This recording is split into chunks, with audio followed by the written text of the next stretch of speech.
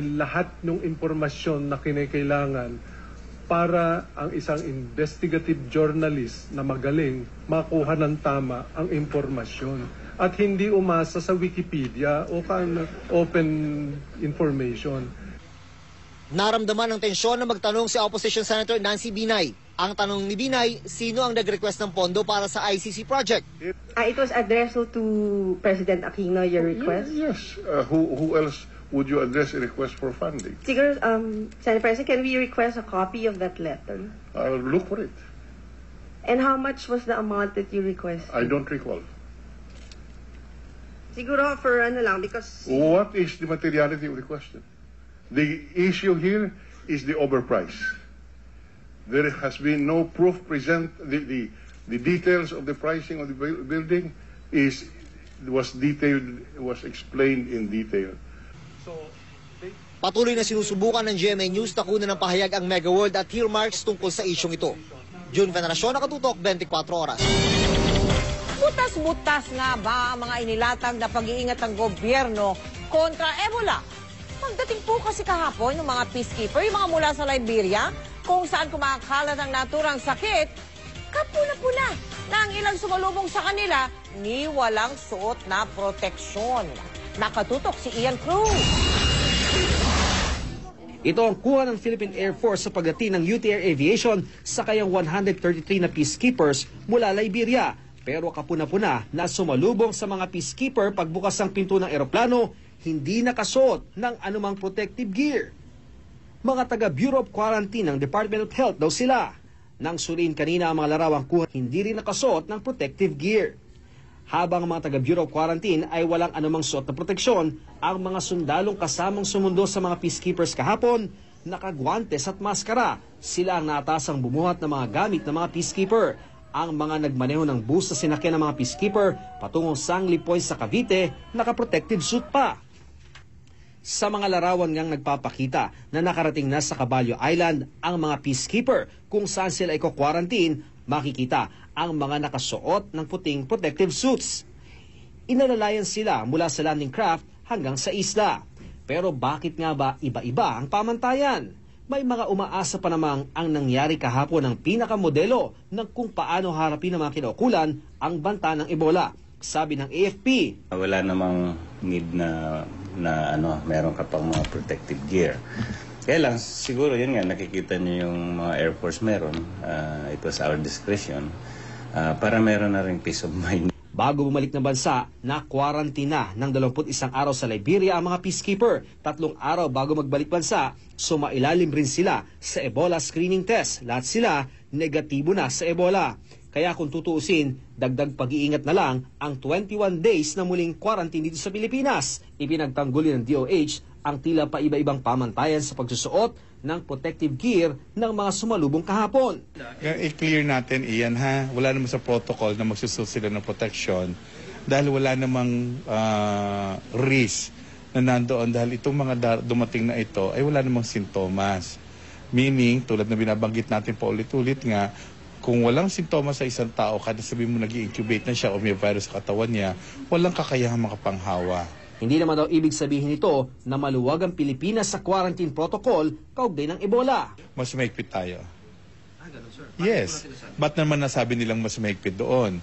Una-una, wala naman silang mandatory quarantine ng ginagawa. Tayo nga nagmamandatory quarantine. Ang mga sumalubong sa peacekeepers, agad daw namang nakauwi o nakabalik sa trabaho. Pero sakali raw na sa loob ng 21 araw na quarantine ay may mag-manifest sa kanila ng Ebola. Handa rin daw mga naka-standby na medical team doon. Dadaling sila dito sa RITM. Yung magkakasintomas? Yes. Yung matitira doon? May iwan doon for observation pa rin. Kasi wala namang sintomas. So, how are you supposed to treat a person na walang symptoms? Ian Cruz, Nakatutok, 24 Oras. Sa politika naman po mga kapuso, kung ang Partido Liberal ay interesadong itambal si Senadora Grace Poe sa posible nilang magiging kandidato sa pagkapresidente sa eleksyon 2016 na si Secretary Marrojas, bukas din daw si Vice Presidente Giorgio Marbinay na makatambal si Poe sa kanyang pagtakbo sa pagkapresidente. May sagutin naman kaya dun sa dalawang senadora? Yan ang tinutukan ni Lea Alvi. Kung ang Liberal Party pinalutang na ang posibilidad ng MARPO tandem, sabi ng United Nationalist Alliance o UNA, bukas din sila sa posibleng tambalang Binay-Poe. Nag-cruise ang landas ni Vice President Jejomar Binay at Senator Grace Poe sa pagtitipon ng kapisanan ng mga broadcaster ng Pilipinas o KBP sa Tagaytay. Niyakapan ni Binay si Poe at magkatabi pa silang nakaupo sa mesa. Alam mo naman sa politika, everything is possible.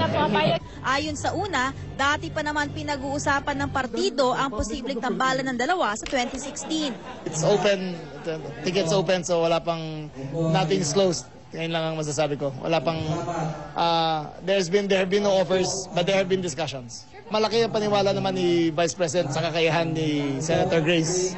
At naniniwala naman siya na magaling siyang senador. So, itayin na lang natin ng Pebrero para malaman kung sino talaga magiging magkatambal. Niyupait ang senadora sa politika. Pero noong 2004 presidential elections, ang kanyang ama na si Fernando Poe Jr. kandidato ng oposisyon na kinabibilangan ni Binay. Nang sumabak naman ang senadora sa 2010 elections, naging common candidate ng Administration Coalition at ng United Nationalist Alliance si Poe. Pero dahil hindi siya sumasama sa kampanya ng UNA, nilaglag din siya kalaunan sa ticket ng UNA. Tapos na yun, matagal na yun. 4 years ago na yun, wala nang, hindi na pinag-usapan yun. Si Poe ang nanguna sa senatorial race noong 2010. Sa ilang surveys nitong mga nakaraang buwan, siya rin ang nanguna sa mga posibleng kandidato sa pagka-vice president. Nasa radar din siya ng mga presidential survey. Ayon sa senadora, wala pa raw kumakausap sa kanya mula sa Liberal Party o sa UNA. Wala pa rin daw siyang plano para sa 2016 pero di raw siya nagsasara ng pinto. Basta ganito, ayoko lang talaga nagsasalita ng tapos kasi marami nang nasunog dyan. Pero ang akin naman ginagampanan, yung aking trabaho, sa totoo lamang, at masasabi ko naman sa ating mga kababayan, hindi ko naman talaga pinaplano. Wala akong inaayos o binubuong grupo para dito sa layunin na pagtakbo sa 2016. Ang mahirap kasi with closing a door, somebody might open a window for you, di ba? They always say. Basta my statement is always, I'm not planning for it. Sa talumpati niya sa harap ng KBP, ipinunto ni Poe ang mahalagang katangian ng isang pinuno. Napakahalaga po kasi na ang ating paglilingkod sa bayan ay tapat at yung ating karakter ay mapapagkatiwalaan ng ating mga pinaglilingkuran. Kinuha naman ni Binay ang pagkakataon para humingi ng paumanhin sa pag-atras niya sa debate nila ni Senador Antonio Trillanes IV. Matatanda ang nailatag na ng KBP ang mga elemento ng inaabangang debate. This is a formal apology to your members of KBP. I know that you had prepared for this. You had informed your members that there would be such a thing. Pero ganun ho ang pangyari. So, hindi na lamang po, sorry, hindi na po tayo matutuloy ito sa harapan niya. We accept the apologies and it is the Vice President asking for it. So, who are we not to accept, no? Lay Alves, Nakatutok, 24 Oras. Walang direktang sagot si Pangulong Noynoy Aquino sa pinalulutang ng ilang taga-Partido Liberal na tambalang MARPO sa eleksyon 2016. Habang nasa Myanmar, natanong ang Pangulo tungkol dito. Pero hindi po niya sinabi kung boto na nga siya sa tandem ni na Secretary Mar Rojas at Senadora Grace Poe. Si Rojas naman na nasa Cebu, iwas din sa isyong pinalutang ng kapartido nilang si Caloocan Representative Edgar Erice. Nakatutok daw siya ngayon sa kanyang trabaho. What you're asking is the one who loaded it. We've been working here. We pride ourselves in our party of being a place where there's a collective decision. Nakatanggap daw ng banta sa buhay o death threat si Senador Alan Peter Cayetano. Kaugnayan ng isinasagawang investigasyon sa umano'y anomalya sa Makati. Ayon sa opisina ni Cayetano, may tumawag sa kanila bandang alas 5 ng hapon kahapon. Sinabi daw nung tumawag na bahala lang ang katapat ng senador kapag hindi siya nanahimik. Hindi raw nagpakilalang tumawag. Agad naman itong pinagbigay alam sa Sergeant at Arms at sa Senate Police. Itinanggi naman ng kampo ni Binay na sa kanila galing ang pagbabanta. Hindi raw ugali ng Vice Presidente na magbigay ng mga banta sa buhay. Definitely naman yung naapektuhan lang naman dun sa aking mga exposés, but over time naman kasi medyo mga untouchables at malalaking tao na ang ang nakakabangga. So it's very hard to speculate. Squid tactics, yung death threats na yan kasi habang wala na pumapansin sa hearing, gumagawa na siya ng storya para mapansin muli. Mga kapuso, meron na pong prepaid kuryente na mabibili na rin ngayon ng mga taga Metro Manila. Parang load sa cellphone. Pwede na rin patingin-tingin makabili ngayon ng kuryente. Tunghayan kung paano yan sa pagtutok nito ni Julio Segovia. Hindi bababa sa 10 tao ang nakatira sa nirerentahang apartment ni Maylin sa Sampaloc, Maynila. Pero kahit marami sila, kontrolado raw ang konsumo. Mula na mag-prepaid kuryente sila nung testing stage pa lang nung Hunyo. Hindi ko na iniisip yung bayarin ko ng monthly. Pag may pera ka, magpapaload ka, tsaka depende sa gamit ng kasama ko sa bahay. Parang pagpapaload lang ng cellphone ng prepaid kuryente. Bibili ka ng load mula sa mga Meralco Business Center, Bayad Centers at ilang piling load retailers. Mula 100 piso hanggang 1,000 piso ang pwedeng ikarga. Sabi ng Meralco, hindi gaya sa cellphone, walang expiration ng kuryente load. Hindi po kakainin ng load at ito po guaranteed kapag medyo may nawawala. Ang napakadaling imbestigahan, nandyan pa rin ang Metro, makikita yung reading, so wala po talagang mawawala. Araw-araw ring nagpapadala ng text advisory para maalerto ang consumers kung paubos na ang kanilang load. Kapag mababa na yung load, let's say 50 to 100 pesos na lang yung load, may warning na mag-reload na sila, may reminder naman. So hindi sila nagugulat. Ang may bahay na sinen, napapagkasya raw ang 200 pisong load para sa 4 na araw na pangangailangan ng kuryente. Kaya ang natitipid, nagagamit pa sa ibang bayarin. Minsan tinatabi ko na pambayad naman ng tubig. Yung masisave mo kasi 500 din ang tubig ko dito. Libre ang pagpapakabit ng prepaid meter, wala ring service deposit. At ang buwan ng galaw sa singil sa kuryente na ipapasa rin agad sa mga consumer. Na-enjoy din naman po kapag may bawas singil or may adjustment na binibigay ang Meralco, pati sa prepaid nakakatanggap din kami.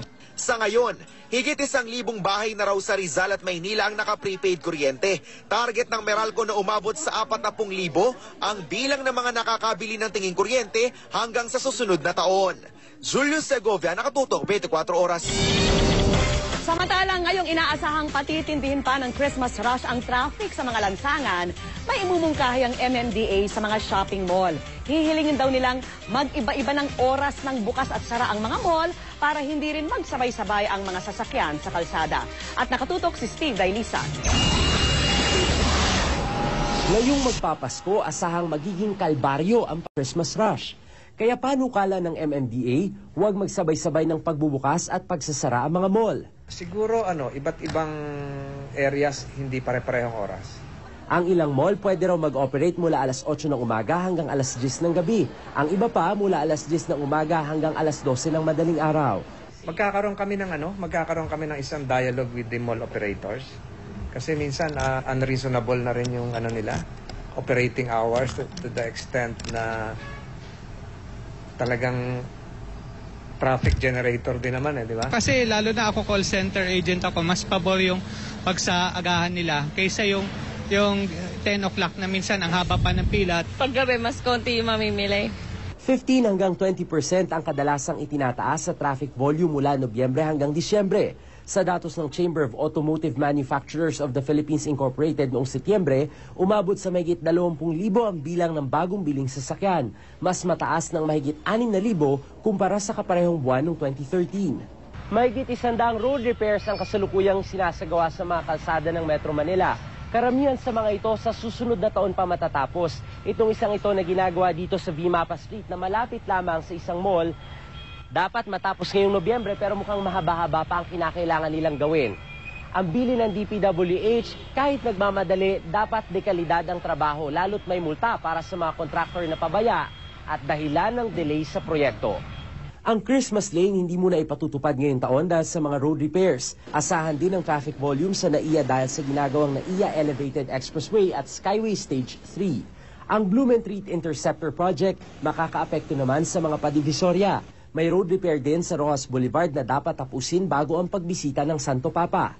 Habang ikinakasa ang bagong alternate route at Christmas traffic plan ng MMDA, gaya ng dati, magbaon pa rin ng pasensya para di makonsume sa biyahe.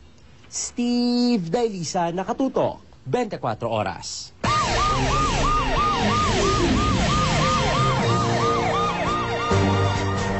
Patay ang 2 bata nang tamaan sila ng bala sa lungsod ng Valenzuela. Ang pinagsimulan ng bala ay sumpak na pinag-agawan ng nag-aaway na kapitbahay. Si Athena Imperial naka-alerto 24.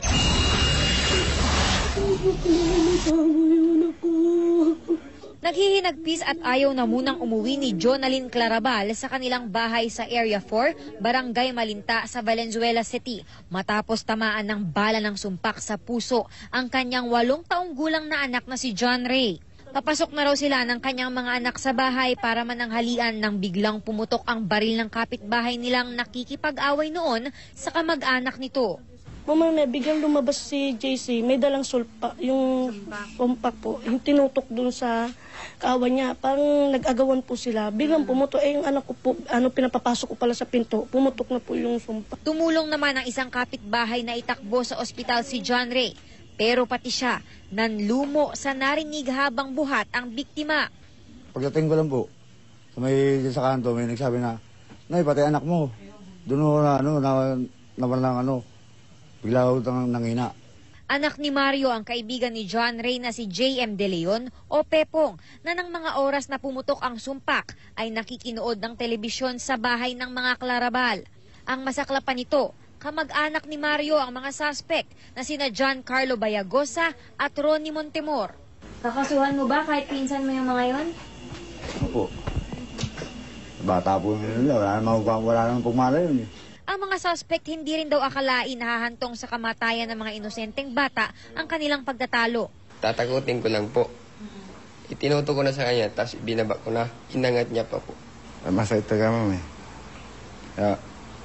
Gaganin, nakita ko yung tatay, hingaw lang sa kanya ng dispensa. Kahit nagalit naman siya. Hindi na rin ako nagsalita.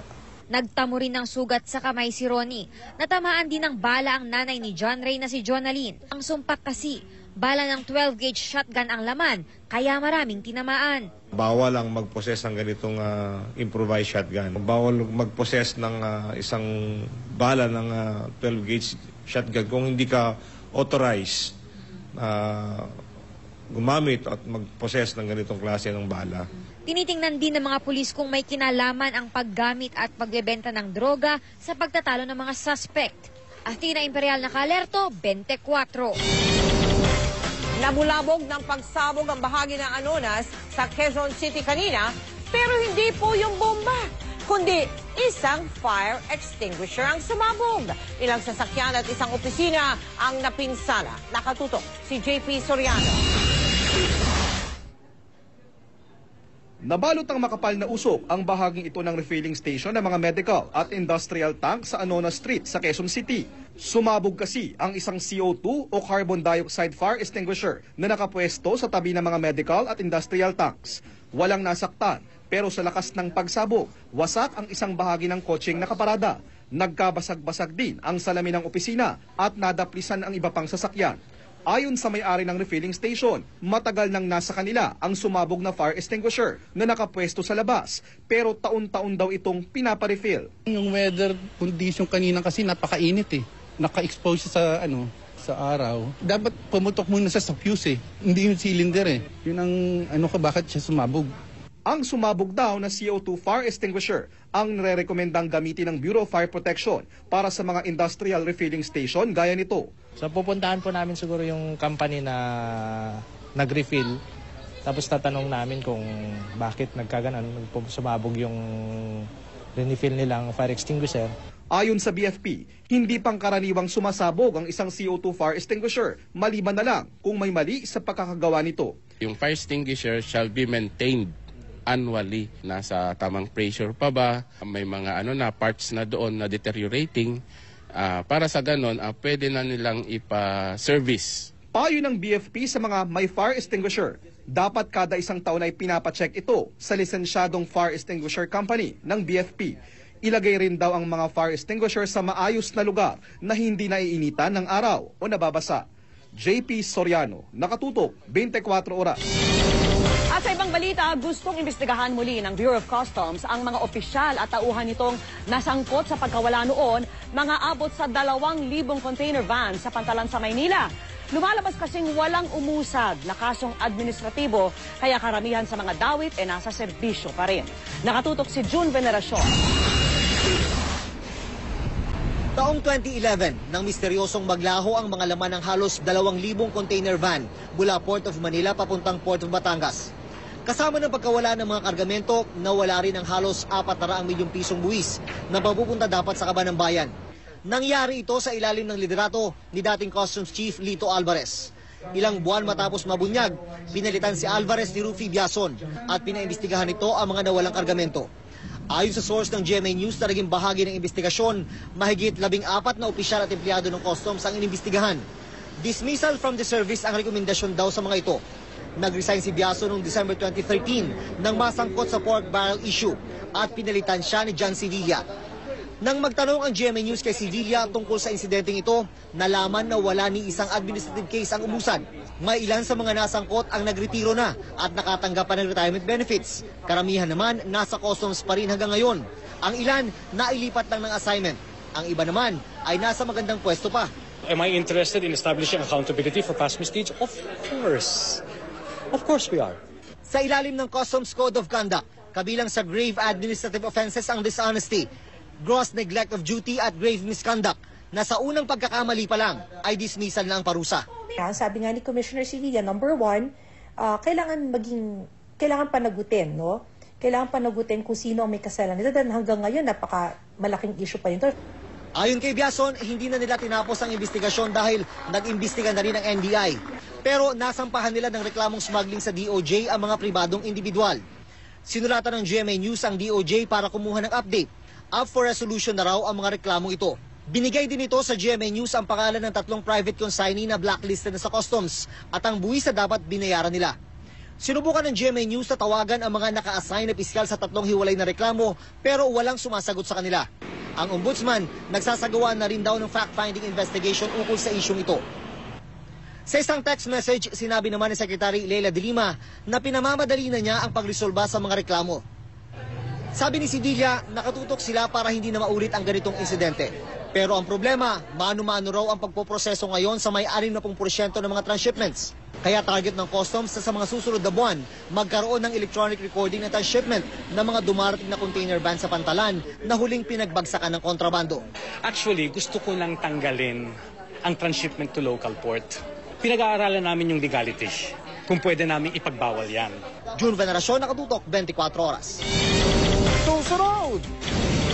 Isang lalaki bigla na lang namaril sa isang parlor sa Quezon City. Tinutugis na siya ngayon ng mga pulis. 2 tagalinis ng bintana muntik mahulog mula sa ika-6 na palapag ng bagong World Trade Center. Oo, yan o, nakakalula. Manny Pacquiao, handa na raw sa bakbakan. Kamusta naman kaya ang kanyang timbang? At ang nagbabalik kapusong Empress Shook, sino kaya ang tipong magkalapti? Abangan ang lahat ng yan at maraming iba pa dito sa ating balitang 24 oras. Tinatagusan, manipis at hindi raw tama ang sukat na mga yun. Tinutukan niya ni Marie Zumali.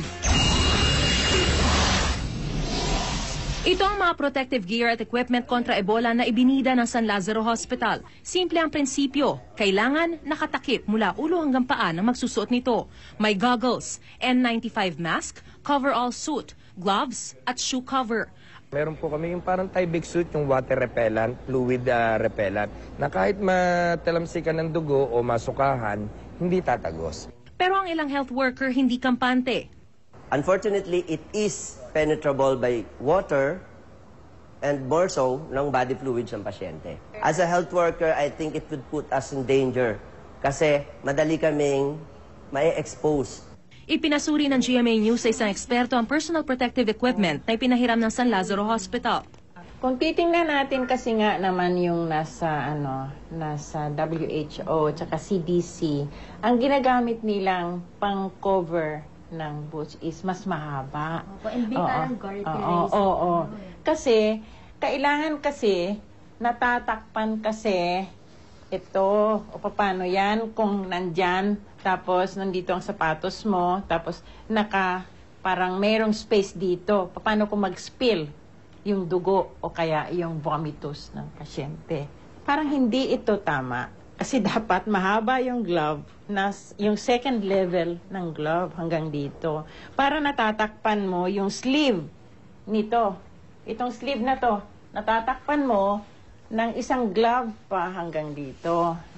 So, kailangan yan. Okay. So, yan ang glove. Manipis. Ang recommendation is kahit na meron kang yung N95 mask, it's better na meron talagang shield pa rin. Face shield ang tawag doon. Kahapon, ipinrotesta ng ilang health workers ang protective suit na anilay natatagusan ng likido. Itinanggi ito ng DOH at sinabing pasado ito sa standards ng World Health Organization. Nung nag-press conference sa Secretary Ona nung 21, nakita ho natin may full body hazmat siya at saka may full face na protective gear. Pero nung training noong 28, ang ginamit nga ay sinubukang iba na po. Tapos nung nilagyan ng ating mga kasamahang health worker ng tubig, tumatagos. At supposedly yun daw ang gagamitin at i-distribute sa mga public hospitals. Galing Department of Health. Hindi po yun yung ginamit sa training sa RITM. Yan po sigurado po kami. Yung PPEs po, hindi po namin basta-basta pinamimigay. Nagka-preposition siya sa ilang hospital at ilang regional centers. Gagamitin lang siya kung kinakailangan. Kasi buwis po ang bumili nun. Hindi po pwedeng basta-basta ipamigay. Iba daw yung susuotin sa laboratorio. Saka iba yun sa nasa labas. Tama ba? Yes, yung health workers. Pero pareho po itong hindi na-penetrate. Mariz Umali, Nakatutok, 24 Oras.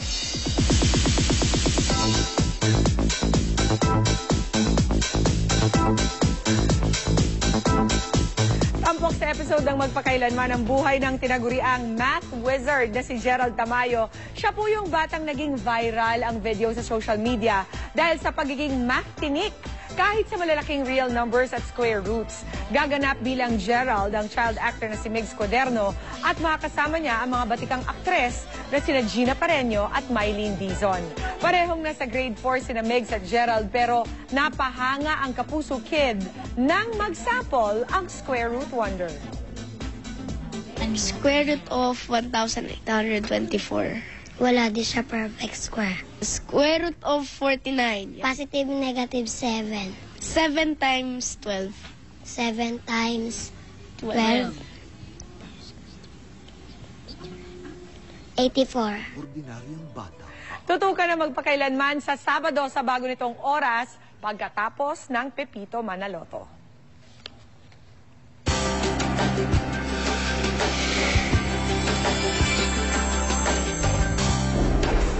Bukas na po ang simula ng ating Celebrity Ukay-Ukay sa Noel Bazaar sa pangunguna ni Tom Rodriguez at Carla Abellana. Paraan po ito ng ating mga Kapuso stars na suportahan ang mga malalaking proyekto ng GMA Kapuso Foundation. Tunghayan niyo po ang ilan sa mga buhay na nabago dahil sa inyong tulong. Sa inyong simpleng pag-shopping, tiyak na marami pa tayong matutulungan tulad nila.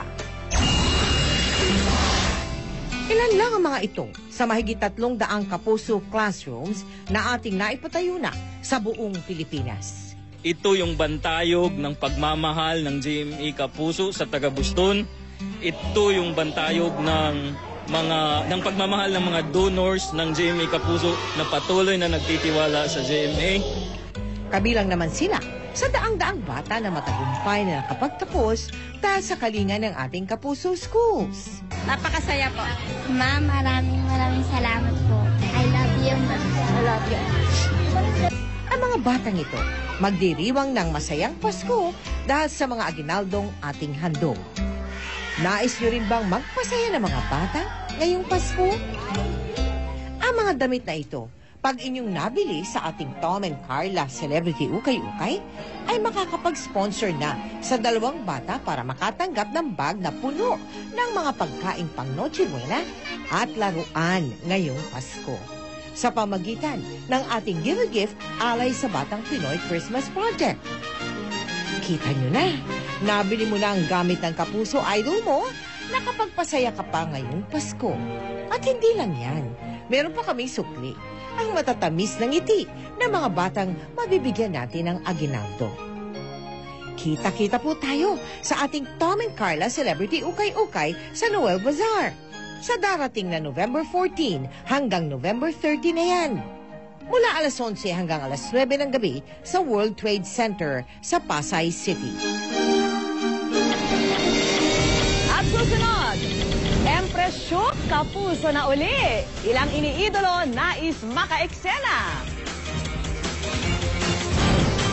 At White Christmas Village, bagong atraksyon sa mga magbabakasyon dyan sa Baguio. Sama-sama natin tutukan ang mga balitang yan dito sa 24 Oras. Magtuturo ang mga guro ng iba't ibang pampublikong paaralan sa buong bansa bukas. Yan po yung kung tawagin nila ay sit-down protest. Natugon daw sa pambabaliwala umano ng gobyerno sa matagal na nilang sinusulong na aumento. Bukod dyan, magsusuot din sila ng itim na armband bilang simbolo ng protesta.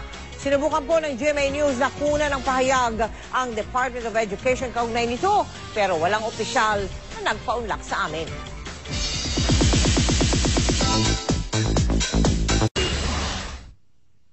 Sampung minuto lamang nalimas na ang pera sa kahera at nakahakot ng ilang produkto ang dalawang magnanakaw sa isang tindahan sa Cebu City kahapon ng madaling araw. Parehong naka-helmet pero nahagip pa rin ng CCTV ang kanilang mga muka. Ilang metro lamang ang tindahan sa presinto ng Cebu City Police. Isa lamang ito sa mga serye ng nakawan sa lungsod, kaya pinaitingnan ng pulisya ang kanilang operasyon. Kabilang na ang paglalagay ng alarm system sa mga establishmento. May lead na rin ang pulisya kung sino ang nasa likod ng serye ng hold-upan. Sa Zamboanga City, nahuli ka ang rider ng motorsiklo na nagmamasid-masid sa gasolinahan. At nang matiyak na tulog ang kahero, mabilis niyang kinuha ang tablet sa estande. Napansin ng suspect ang CCTV, kaya nagtakip pa siya ng muka. Saka inilagay sa motorsiklo ang tablet at umalis. Tinutugis na ngayon ng pulisya ang suspect. Sa Alaminos, Pangasinan, sa isang maliit na kwartong puno ng kalat, ikinandado ng kanyang mga magulang ang lalaking 41 taong gulang at may diferensya sa pag-iisip. Ito ang dinatna ng mga tauhan ng City Social Welfare and Development Office. Tumangging humarap sa kamera mga magulang pero giit nila, ayaw lamang nila makapanakit ang anak at wala rin daw silang pantustos para dalhin siya sa mental hospital. Binabantayan na ng mga otoridad ang sitwasyon ng lalaki. Joseph Morong, Nakatutok, 24 Oras.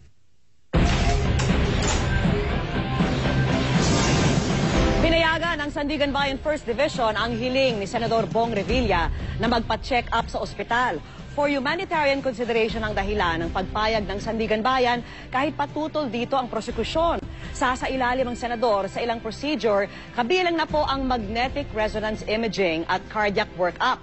Gagawin po ang check-up sa susunod na Lunes hanggang Martes sa St. Luke's Medical Center sa Bonifacio, Global City. Si Revilla po ang sasagot sa gastusin sa pagpapacheck-up at sa kanyang police escort.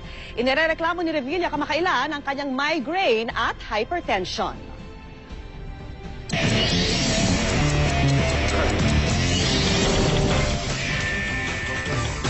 Naghahabol po ngayon ng timbang ang ating pambansang kamaong si Manny Pacquiao. At yan ay para sa parating ng laban nila ni Chris Algieri sa Macau sa China.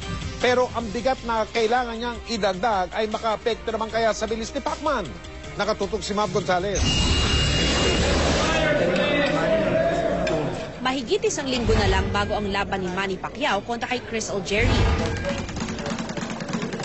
Handa na raw ang lahat, pati ba ang timbang ni Pacman? Sa ngayon, 140 pounds lang ang bigat niya. Kulang pa ng 4 pounds para maabot ang 144-pound catch weight ng laban. Ready na tayo. Na-maintain na lang yung sharpness and then yung killer instinct. Yung focus natin sa fight. Yung timbang, kailangan ko kumain.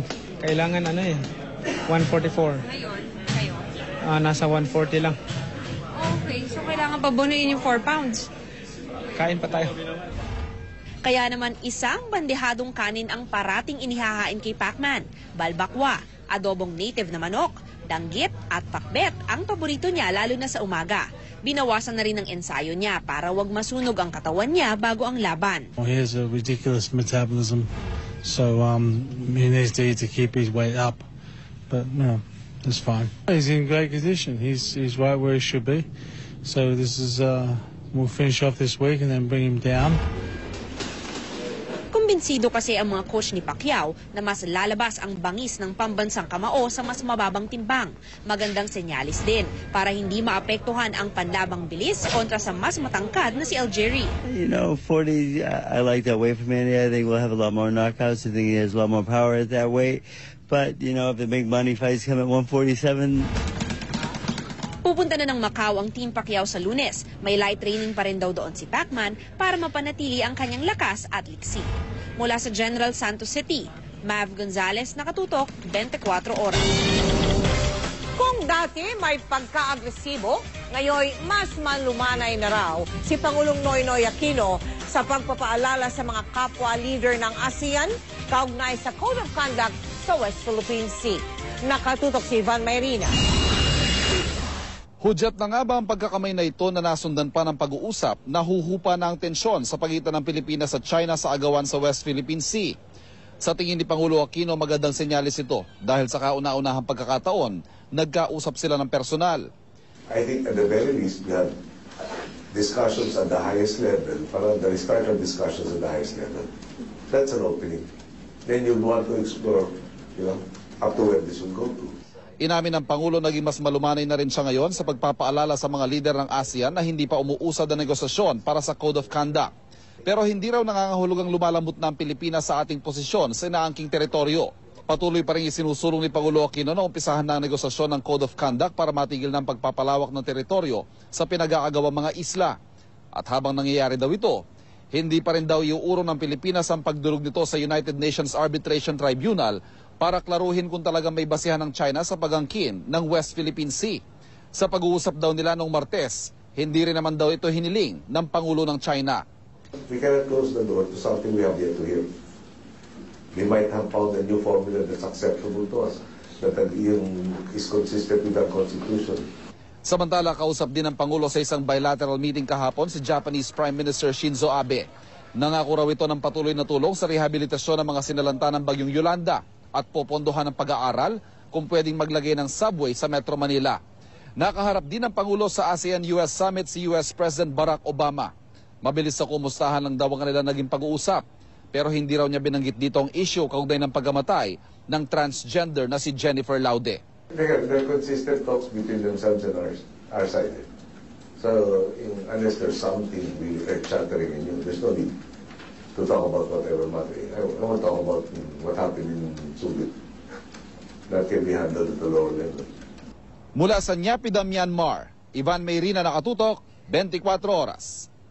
I am ready!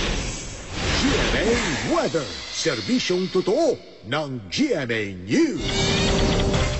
Mga kapuso, patuloy na umiiral ang hanging amihan dyan po sa Northern at Central Luzon at tail end naman ng isang cold front dyan sa Southern Luzon ay sa Pag-asa. Kaya po, delikadong pumalawit yung malilinis na sakyang pandagat dyan sa may Northern Luzon. At base naman sa datos ng The Weather Company, ay asahan na ang maagang pag-ulan dyan sa may eastern section ng Luzon, lalong-lalo na dyan sa may Luzon at Mimaropa region bukas. Sa hapon, uulanin na ang iba pang bahagi. Sa Metro Manila, tanghali pa lamang po hanggang hapon at hating gabi ay mataas na ang tsansa ng ulan. Uulanin din sa umaga ang Kalakhang Visayas, dyan sa may western at eastern Visayas naman po, pagdating ng hapon makakaranas pa rin ang ulan. Magiging maaliwala sa umaga sa malaking bahagi ng Mindanao, sa hapon, asahan na ang ulan, lalong-lalo na dyan sa may northern region. Hoy, Mang Tani, nag-post po si Michael Miralles. Nagtatanong siya sa magtanong kay Mang Tani, bakit daw o pwede bang magkaroon ng snow o niebe dito sa Pilipinas? O forever na po ba yung wala talagang snow dito sa atin? Mang Tani? Yes, Michael. May dalang yelo at niebe, yung super cold clouds o sobrang lamig na ulap dito sa ating papawirin. Pero dahil nasa tropics tayo at nakatatanggap tayo ng direkta at mas matagal na sikat ng araw, kahit bumagsak yung halo snow na yan mula sa ulap, lusaw na ito pagdating sa lupa. Kaya imposibleng mag-snow sa Pilipinas at sa iba pang tropical countries na malapit dyan sa equator. Yan ang latest mula sa GMA Weather. Ako po si Nathaniel Cruz. Magplano para sigurado. I am ready. Serbisyong totoo ng GMA News. Susunod! 3 Amerikanong marino pinagbabato at kinuyog ng isang grupo sa bansang Turkey. Bakit kaya? Mga nakatira sa isang kondo sa Marikina, pineperwisyo ng nakasusulasok na amoy na galing daw sa Poso Negro. Sa Amerika naman, muntik mahulog ang 2 tagalinis ng bintana sa World Trade Center nang masira ang tinuntungan nilang platform. Yan po at iba pang balitang abroad ang tinutukan ni Maki Pulido. 10 araw pa lang mula nang buksan ang bagong World Trade Center sa New York, pero may nalagay agad sa peligro. Muntik nang bumigay ang platform na tinutungtungan ng 2 tagalinis ng bintana. Nabitin sila ng 2 oras sa labas ng ika-68 palapag. Kinailangang butasin ang bintana ng gusali para masagip ang 2. Isinugod sila sa ospital at iniimbestigahan na rin kung bakit nangyari ang insidente. Nagkaroon ng higanteng fountain sa gitna ng kalsada sa Los Angeles. Nasirang isang fire hydrant kaya bumulwak ang tubig. Sinubukang pigilan ang paglabas ng tubig pero di naman umubra kaya nauwi rin sa instant baha. Sa Istanbul, Turkey, napagkaisahan ng isang grupo ang 3 Amerikanong marino. Pinagbabato at binuhusan ng pintura ang isa sa kanila. Maya-maya pa, pinalibutan ng 3 at sinakluban ng plastik sa ulo. Matagal na raw galit ang mga Turkish sa mga Amerikano, kaya nais nilang paalisin ang mga ito sa kanilang bansa. Naaresto na ang mga nasa likod ng insidente. Sa unang pagkakataon, tagumpay na nakalapag ang space probe ng European Space Agency sa isang comet. Mahigit 1 dekada itinagal ng biyahe ng misyon na lumipad ng mahigit 6 na bilyong kilometro sa kalawakan. Kukuha ito ng dust samples sa kometa para sa pag-aaral kung paano nabuo ang mga planeta. Nagtalaman ng kasaysayan, simula pa lang daw ito ng mas malawak na pag-aaral sa pinagmulan ng buhay. Maki Pulido, nakatutok, 24 oras. Mga kapuso, pati po yung tinatawag na mga protective suit na ipagagamit ng Department of Health sa mga health worker na tutugo. Fresh shock. Isa sa mga wish niya makatrabaho si Marian Rivera. Sino kaya ang gusto niyang maging leading man?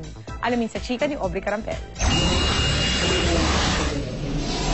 Balik kapuso si Empress Shock sa bagong Afternoon Prime series na Kailan Ba Tama Ang Mali? Ilang taon din ang nakalipas mula sa huling proyekto niya sa GMA, ang telefantasya na Etheria. Sa bagong soap, makakasama ni Empress sina Jeff Eigenman, Max Collins, Dion Ignacio, Charis Solomon, Ashley Ortega, Ken Alfonso at Ervic Vijandre. Something new talaga to sa mga nagawa kong ibang roles kasi may pagkakontribida ako dito. Happy ako and really blessed and thankful talaga na finally I'm back. Nais daw ni Empress na mag-grow sa Kapuso Network bilang isang artista dahil marami raw siyang gustong subukan bukod sa pag-arte. Album? Kung bibigyan ng GMA Records, why not? Gusto kong makita talaga yung ano pa yung kaya ko pang gawin. Gusto kong ma-explore dito yon sa GMA. Excited na rin daw siyang makatrabaho ang ilang Kapuso stars. Una raw sa kanyang wishlist, ang Kapuso primetime queen na si Marian Rivera, pati na sina Elmo Magalona at Julian San Jose na mga idolo raw niya. At kung leading man ang pag-uusapan, sino naman kaya ang kanyang napupusuan? Si Alden. Aubrey Carampel, updated sa Showbiz Happenings. At dyan nagtatapos ang ating Thursday night pikahan. Ako po si Pia Guanyo. Mike, Mel, Vicky. Thanks, Pia. 3 buwan ang pineperwisyo ng nakasusulasok na amoy ang mga residente ng isang condominium sa Marikina City. Sa pagsusuri po ng Bureau of Fire Protection, methane gas daw ito na galing sa Poso Negro ng Cordova Condominium. Iniimbestigahan na ito ng lokal na pamahalaan. Payo naman ng Department of Environment and Natural Resources o DNR na namamahala ng kondo, panatilihing bukas ang kinalalagyan ng makina na gamit sa septic tank. Posible raw kasi itong sumabog, lalo't may methane gas. Sinubukan naming hingin ng reaksyon sa management ng kondo pero tumanggi po silang humarap sa GMA News. Paliwanag ng security officer ng kondo, nakapag-usap na raw ang mga residente at management at may ginagawa na raw aksyon tungkol sa reklamo. Armado at mapanganib ang turing ng pulisya ngayon sa isang lalaking wanted dahil sa biglaang pamamaril. Ang kanyang biktima ay isang hairstylist at isang taxi driver sa lungsod ng Quezon. Lumalabas sa imbestigasyon ng Quezon City Police District na sa pahayag ng mga testigo sa parlor, nagpapapedicure daw ang suspect at may kausap sa telepono nang bigla na lang tumaas ang kanyang boses. Sa walang kadahilanan, binaril ng suspect ang hairstylist. Pagkatapos ang pamamaril, lumabas naman suspect sa parlor at isang driver naman ng taxi ang kanyang binaril. Tumanggi muna ang pulisya na ipakita ang larawan ng suspect habang patuloy ang kanilang investigasyon. Maaari raw makipag-ugnayan sa Quezon City Police District ang sino bang may impormasyon kaugnay sa suspect.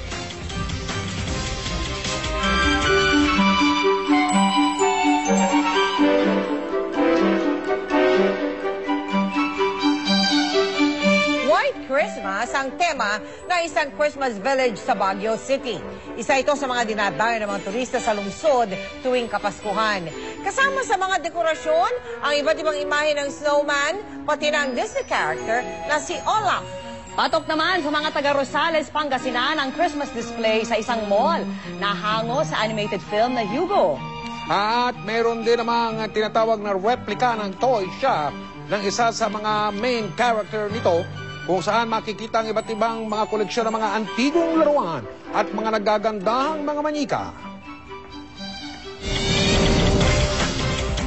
At yan po ang mga balitang aming tinutukan sa nakalipas na 24 oras, 42 araw na lamang at Pasko na. Daming parol. Ako po si Mel Bianco. Maraming salamat po sa inyong patuloy na pagtitiwala mula sa tahanan ng katotohanan. Ako po si Vicky Morales. Ako po si Mike Enriquez. Ito ang lahat ng impormasyon na kinakailangan para ang isang investigative journalist na magaling makuha ng tama ang impormasyon at hindi umasa sa Wikipedia o open information.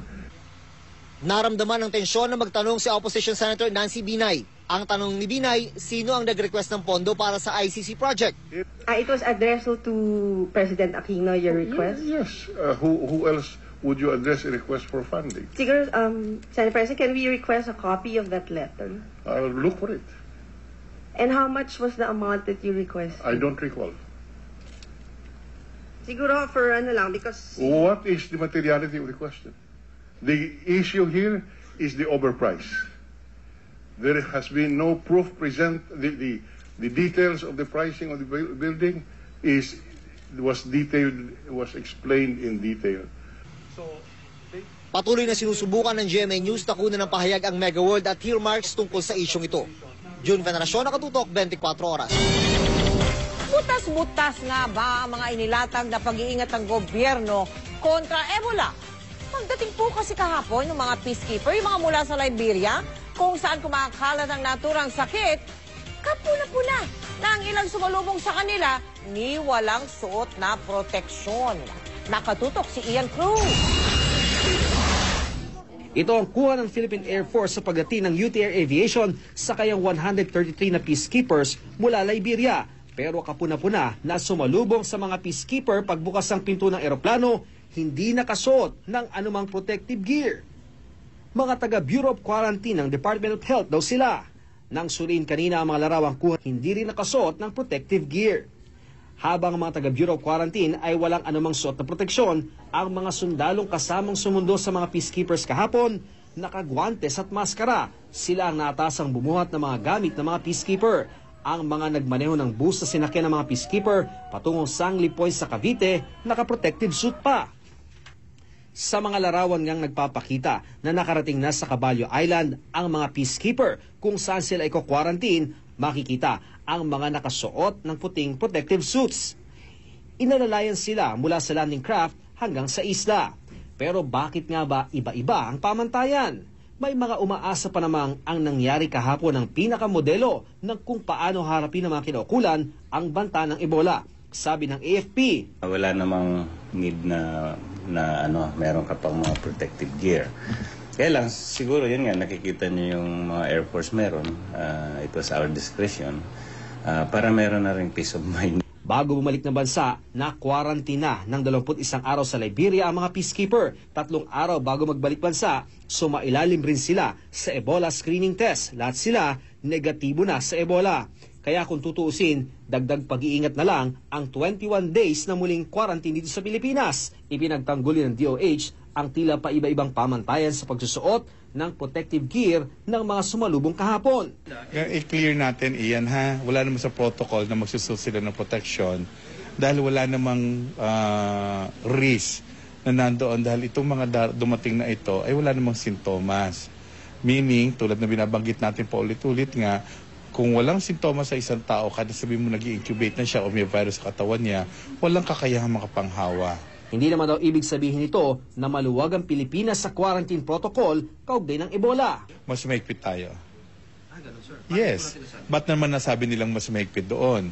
Unang-una, wala naman silang mandatory quarantine ng ginagawa. Tayo nga nagmamandatory quarantine. Ang mga sumalubong sa peacekeepers agad daw namang nakauwi o nakabalik sa trabaho. Pero sakali raw na sa loob ng 21 araw na quarantine ay may mag-manifest sa kanila ng Ebola. Handa rin daw mga naka-standby na medical team doon. Dadaling sila dito sa RITM. Yung magkakasama? Yes. Yung matitira doon? May iwan doon for observation pa rin. Kasi wala namang sintomas. So, how are you supposed to treat a person na walang symptoms? Ian Cruz sa Katutok, 24 Oras. Sa politika naman po mga kapuso, kung ang Partido Liberal ay interesadong itambal si Senadora Grace Poe sa posible nilang magiging kandidato sa pagkapresidente sa eleksyon 2016 na si Secretary Marrojas, bukas din daw si Vice Presidente Jojo Marbinay na makatambal si Poe sa kanyang pagtakbo sa pagkapresidente. May sagutin naman kaya dun sa dalawang senadora? Yan ang tinutukan ni Leia Alvi. Kung ang Liberal Party pinalutang na ang posibilidad ng Mar-Poe tandem, sabi ng United Nationalist Alliance o UNA, bukas din sila sa posibleng tambalang Binay-Poe. Nag-cruise ang landas ni Vice President Jojo Marbinay at Senator Grace Poe sa pagtitipon ng kapisanan ng mga broadcaster ng Pilipinas o KBP sa Tagaytay. Niyakapan ni Binay si Poe at magkatabi pa silang nakaupo sa mesa. Alam mo naman sa politika, everything is possible. Ayon sa UNA, dati pa naman pinag-uusapan ng partido ang posibleng tambalan ng dalawa sa 2016. It's open, tickets open, so wala pang, nothing is closed. Ngayon lang ang masasabi ko. Wala pang, there have been no offers, but there have been discussions. Malaki ang paniwala naman ni Vice President sa kakayahan ni Senator Grace. At naniniwala naman siya na magaling siyang senador. So, itayin na lang natin ng Pebrero para malaman kung sino talaga magiging magkatambal. Neophyte ang senadora sa politika. Pero noong 2004 presidential elections, ang kanyang ama na si Fernando Poe Jr. kandidato ng oposisyon na kinabibilangan ni Binay. Nang sumabak naman ang senadora sa 2010 elections, naging common candidate ng Administration Coalition at ng United Nationalist Alliance si Poe. Pero dahil hindi siya sumasama sa kampanya ng UNA, nilaglag din siya kalaunan sa ticket ng UNA. Tapos na yun, matagal na yun. 4 years ago na yun, wala nang hindi na pinag-usapan yun. Si Poe ang nanguna sa senatorial race noong 2010. Sa ilang surveys nitong mga nakaraang buwan, siya rin ang nanguna sa mga posibleng kandidato sa pagka-vice president. Nasa radar din siya ng mga presidential survey. Ayon sa senadora, wala pa raw kumakausap sa kanya mula sa Liberal Party o sa UNA. Wala pa rin daw siyang plano para sa 2016 pero di raw siya nagsasara ng pinto. Basta ganito, ayoko lang talaga nagsasalita ng tapos kasi marami nang nasunog dyan.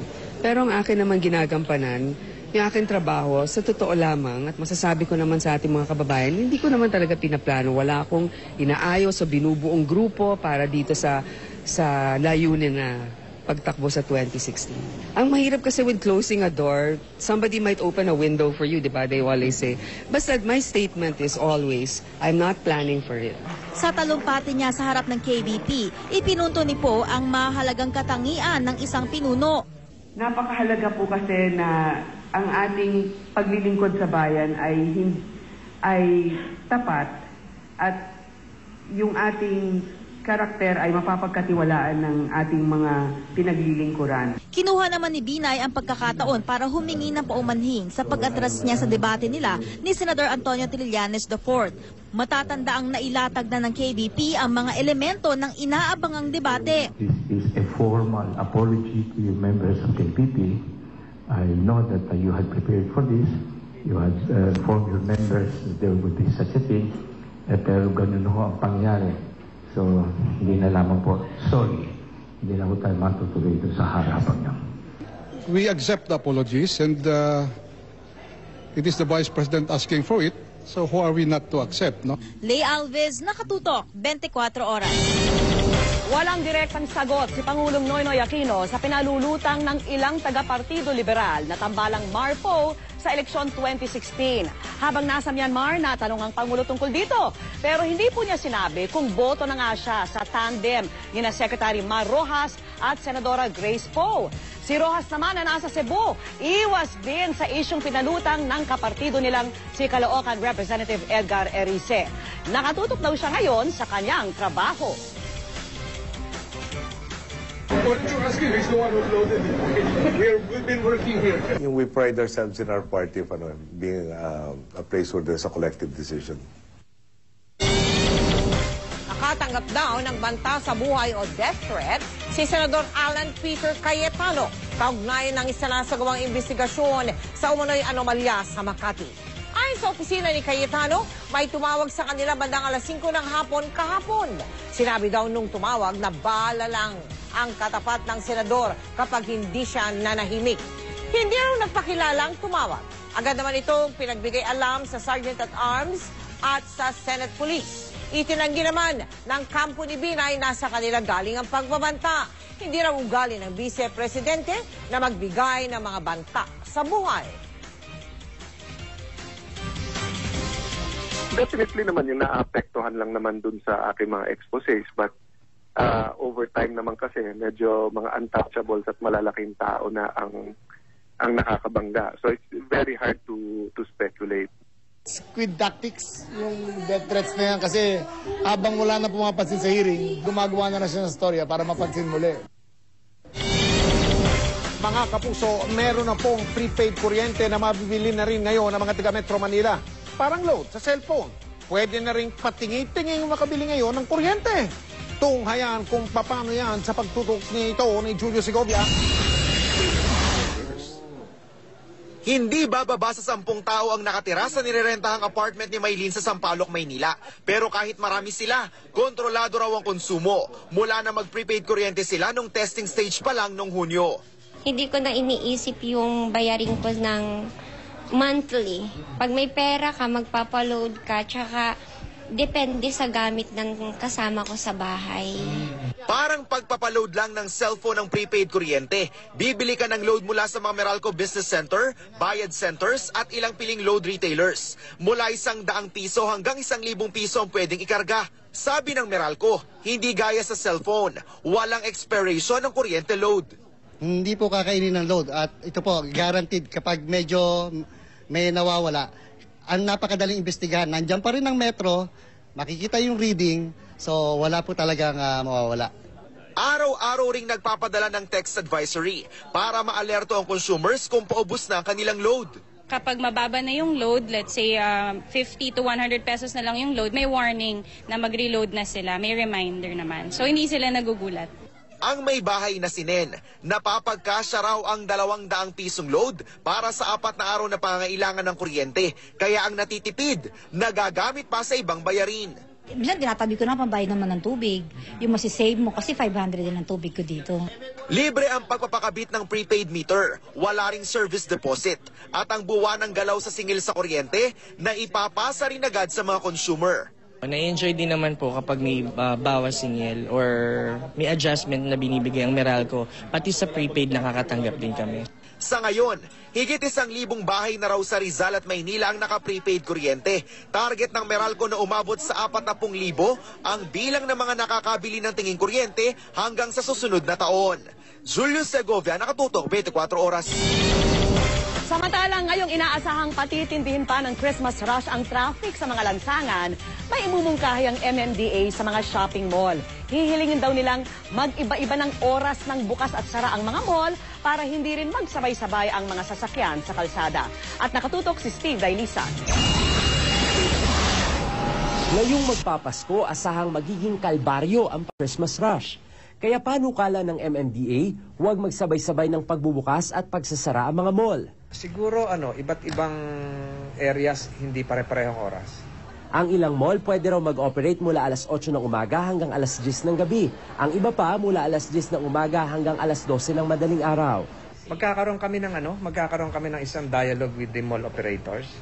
Kasi minsan unreasonable na rin yung nila, operating hours to the extent na talagang traffic generator din naman di ba? Kasi lalo na ako call center agent ako, mas pabor yung pagsaagahan nila kaysa yung 10 o'clock na minsan ang haba pa ng pila. Paggabi, mas konti yung mamimili.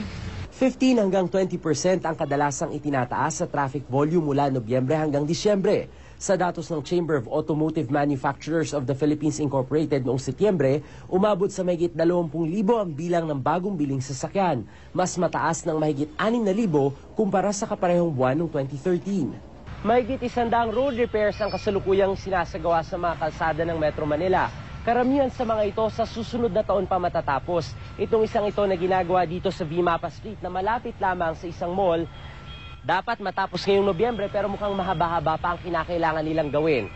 Ang bili ng DPWH, kahit nagmamadali, dapat dekalidad ang trabaho lalo't may multa para sa mga kontraktor na pabaya at dahilan ng delay sa proyekto. Ang Christmas lane hindi muna ipatutupad ngayong taon dahil sa mga road repairs. Asahan din ang traffic volume sa NAIA dahil sa ginagawang NAIA Elevated Expressway at Skyway Stage 3. Ang Blumentritt Interceptor Project makakaapekto naman sa mga padivisorya. May road repair din sa Rojas Boulevard na dapat tapusin bago ang pagbisita ng Santo Papa. Habang ikinakasa ang bagong alternate route at Christmas traffic plan ng MMDA, gaya ng dati, magbaon pa rin ng pasensya para di makonsume sa biyahe. Steve Dailisa, Nakatutok, 24 Oras.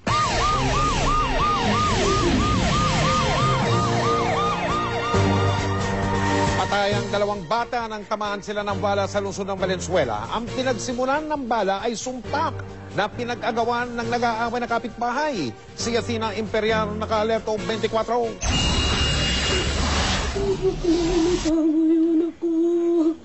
Naghihinagpis at ayaw na munang umuwi ni Jonalyn Clarabal sa kanilang bahay sa Area 4, Barangay Malinta sa Valenzuela City matapos tamaan ng bala ng sumpak sa puso ang kanyang 8 taong gulang na anak na si John Ray. Papasok na raw sila ng kanyang mga anak sa bahay para mananghalian nang biglang pumutok ang baril ng kapitbahay nilang nakikipag-away noon sa kamag-anak nito. Mamaya biglang lumabas si JC, may dalang sulpa, yung pompak po, yung tinutok dun sa kawan niya. Parang nag-agawan po sila. Biglang pumutok, yung anak ko po, pinapapasok ko pala sa pinto, pumutok na po yung sumpa. Tumulong naman ang isang kapitbahay na itakbo sa ospital si John Ray. Pero pati siya, nanlumo sa narinig habang buhat ang biktima. Pagdating ko lang po, sa kanto, may nagsabi na, Nay, patay anak mo. Doon na bigla ako nangina. Anak ni Mario ang kaibigan ni John Ray na si JM De Leon o Pepong na ng mga oras na pumutok ang sumpak ay nakikinood ng telebisyon sa bahay ng mga Clarabal. Ang masakla pa nito, kamag-anak ni Mario ang mga suspect na sina John Carlo Bayagosa at Ronnie Montemor. Kakasuhan mo ba kahit pinsan mo yung mga yon? Opo. Bata po yun, wala namang pumala yun eh. Ang mga suspect hindi rin daw akalain na hahantong sa kamatayan ng mga inosenteng bata ang kanilang pagtatalo. Tatakutin ko lang po. Itinuto ko na sa kanya, tapos binaba ko na. Inangat niya pa po. Masakit talaga, ma'am eh. Kaya, gaganin, nakita ko yung tatay, hingi ako sa kanya ng dispensa. Kahit nagalit naman siya. Kaya, hindi na rin ako nagsalita. Nagtamo rin ng sugat sa kamay si Ronnie. Natamaan din ng bala ang nanay ni John Ray na si Jonalyn. Ang sumpak kasi, bala ng 12-gauge shotgun ang laman, kaya maraming tinamaan. Bawal ang mag-possess ng ganitong improvised shotgun. Bawal mag-possess ng isang bala ng 12-gauge shotgun kung hindi ka authorized gumamit at mag-possess ng ganitong klase ng bala. Tinitingnan din ng mga pulis kung may kinalaman ang paggamit at pagbebenta ng droga sa pagtatalo ng mga suspect. Athena Imperial, naka-alerto, 24. Nabulabog ng pagsabog ang bahagi ng Anonas sa Quezon City kanina, pero hindi po yung bomba, kundi isang fire extinguisher ang sumabog. Ilang sasakyan at isang opisina ang napinsala. Nakatutok si JP Soriano. Nabalot ng makapal na usok ang bahaging ito ng refilling station ng mga medical at industrial tank sa Anona Street sa Quezon City. Sumabog kasi ang isang CO2 o carbon dioxide fire extinguisher na nakapwesto sa tabi ng mga medical at industrial tanks.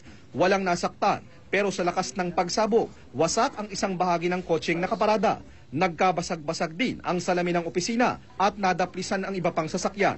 Ayon sa may-ari ng refilling station, matagal nang nasa kanila ang sumabog na fire extinguisher na nakapwesto sa labas, pero taon-taon daw itong pinaparefill. Yung weather condition kanina kasi napakainit eh.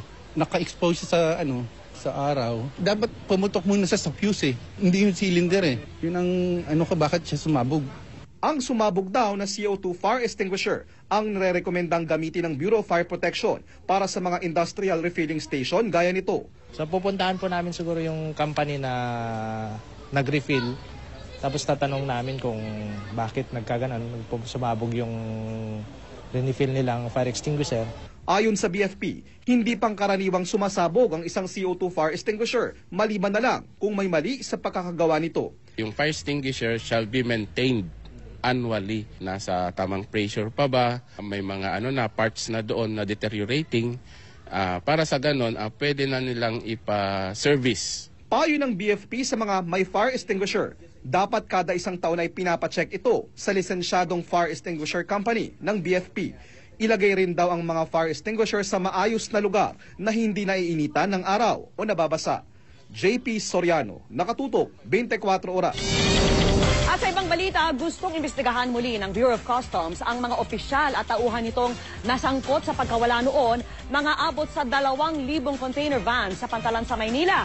Lumalabas kasing walang umusad na kasong administratibo, kaya karamihan sa mga dawit ay nasa serbisyo pa rin.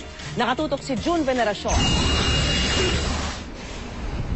Taong 2011, nang misteryosong maglaho ang mga laman ng halos 2,000 container van mula Port of Manila papuntang Port of Batangas. Kasama ng pagkawala ng mga kargamento, nawala rin ang halos 400 milyong pisong buwis na mapupunta dapat sa kaban ng bayan. Nangyari ito sa ilalim ng liderato ni dating Customs Chief Lito Alvarez. Ilang buwan matapos mabunyag, pinalitan si Alvarez ni Rufy Biason at pinaimbestigahan nito ang mga nawalang kargamento. Ayon sa source ng GMA News na naging bahagi ng investigasyon, mahigit 14 na opisyal at empleyado ng Customs ang inimbestigahan. Dismissal from the service ang rekomendasyon daw sa mga ito. Nag-resign si Biaso noong December 2013 nang masangkot sa pork barrel issue at pinalitan siya ni John Sevilla. Nang magtanong ang GMA News kay Sevilla tungkol sa insidenteng ito, nalaman na wala ni isang administrative case ang umusad. May ilan sa mga nasangkot ang nagretiro na at nakatanggap pa ng retirement benefits. Karamihan naman nasa customs pa rin hanggang ngayon. Ang ilan nailipat lang ng assignment. Ang iba naman ay nasa magandang pwesto pa. Am I interested in establishing accountability for past misdeeds? Of course. Of course we are. Sa ilalim ng Customs Code of Conduct, kabilang sa grave administrative offenses ang dishonesty, gross neglect of duty at grave misconduct na sa unang pagkakamali pa lang ay dismissal na ang parusa. Sabi nga ni Commissioner Sevilla, number 1, kailangan panagutin, no? Kailangan panagutin kung sino ang may kasalanan nito dahil hanggang ngayon napaka malaking issue pa ito.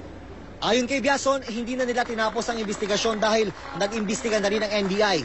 Pero nasampahan nila ng reklamong smuggling sa DOJ ang mga pribadong individual. Sinulatan ng GMA News ang DOJ para kumuha ng update. Up for resolution na raw ang mga reklamong ito. Binigay din ito sa GMA News ang pangalan ng 3 private consignee na blacklisted na sa customs at ang buwis na dapat binayaran nila. Sinubukan ng GMA News na tawagan ang mga naka-assign na piskal sa 3 hiwalay na reklamo pero walang sumasagot sa kanila. Ang ombudsman nagsasagawa na rin daw ng fact-finding investigation ukol sa isyong ito.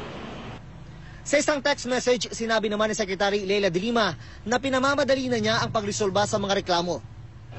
Sabi ni Sevilla, nakatutok sila para hindi na maulit ang ganitong insidente.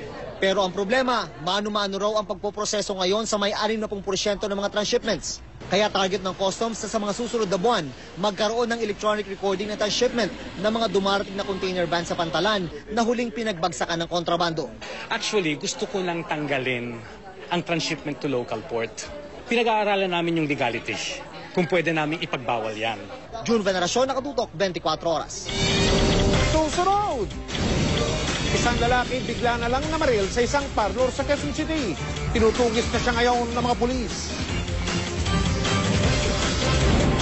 Dalawang tigalinis ng bintana muntik mahulog mula sa ika-6 na palapag ng bagong World Trade Center. Oo, yan o, nakakalula. Manny Pacquiao, handa na raw sa bakbakan. Kamusta naman kaya ang kanyang timbang? At ang nagbabalik kapusong Empress Shook, sino kaya ang tipong magkalapti? Abangan ang lahat ng yan at maraming iba pa dito sa ating Balitang 24 Oras. Tinatagusan, manipis at hindi raw tama ang sukat na mga yun.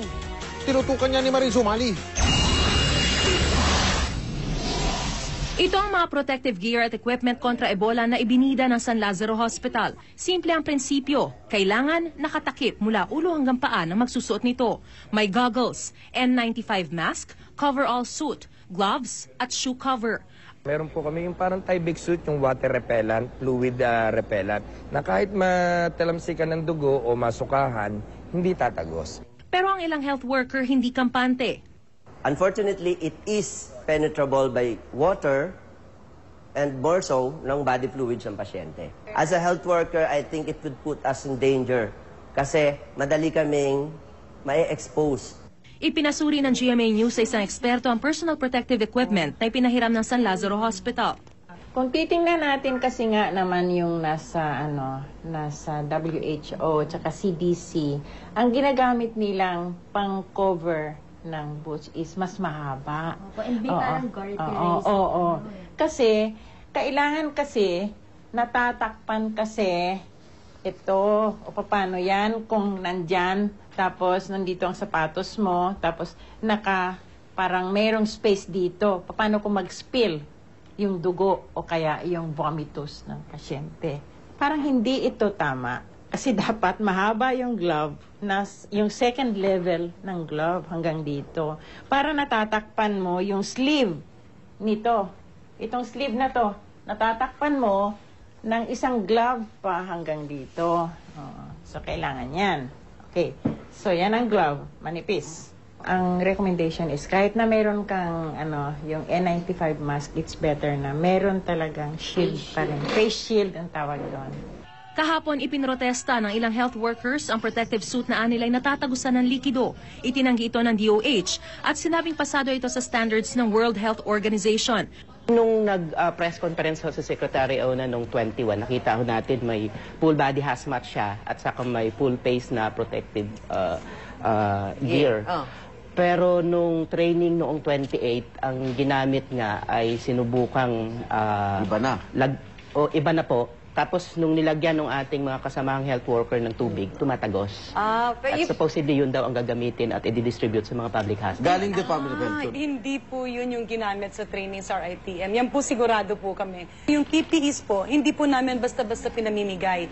Naka-preposition siya sa ilang hospital at ilang regional centers. Gagamitin lang siya kung kinakailangan. Kasi buwis po ang bumili nun. Hindi po pwedeng basta-basta ipamigay. Iba daw yung susuotin sa laboratorio. Saka iba yun sa nasa labas. Tama ba? Yes, yung health workers. Pero pareho po itong hindi nape-penetrate. Mariz Umali, nakatutok, 24 Oras.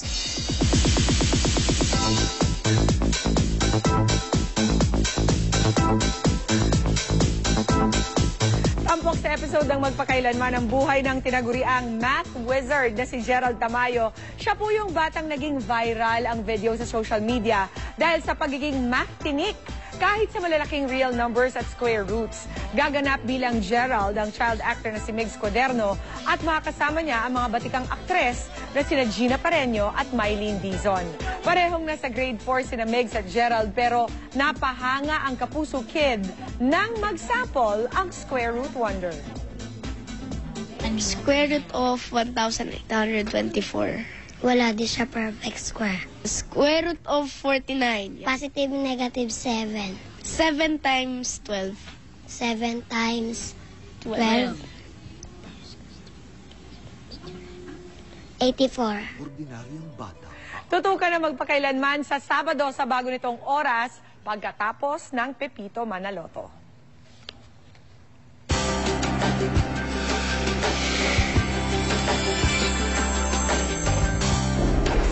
Bukas na po ang simula ng ating Celebrity Ukay-Ukay sa Noel Bazaar sa pangunguna ni Tom Rodriguez at Carla Abellana.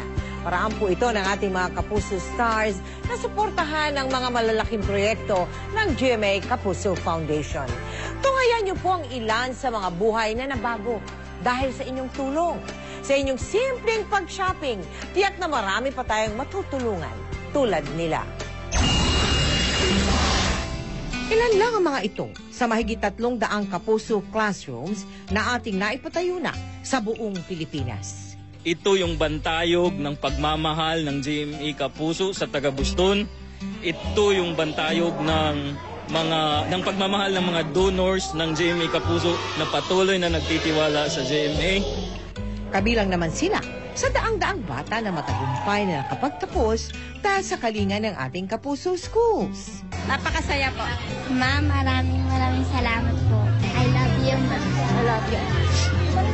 Ang mga batang ito, magdiriwang ng masayang Pasko dahil sa mga aginaldong ating handog. Nais nyo rin bang magpasaya ng mga bata ngayong Pasko? Ang mga damit na ito, pag inyong nabili sa ating Tom and Carla Celebrity Ukay-Ukay, ay makakapag-sponsor na sa 2 bata para makatanggap ng bag na puno ng mga pagkaing pang Noche Buena at laruan ngayong Pasko. Sa pamagitan ng ating Give a Gift alay sa Batang Pinoy Christmas Project. Kita nyo na, nabili mo na ang gamit ng Kapuso Idol mo, nakapagpasaya ka pa ngayong Pasko. At hindi lang yan, meron pa kaming sukli, ang matatamis ng ngiti ng mga batang mabibigyan natin ng aginaldo. Kita-kita po tayo sa ating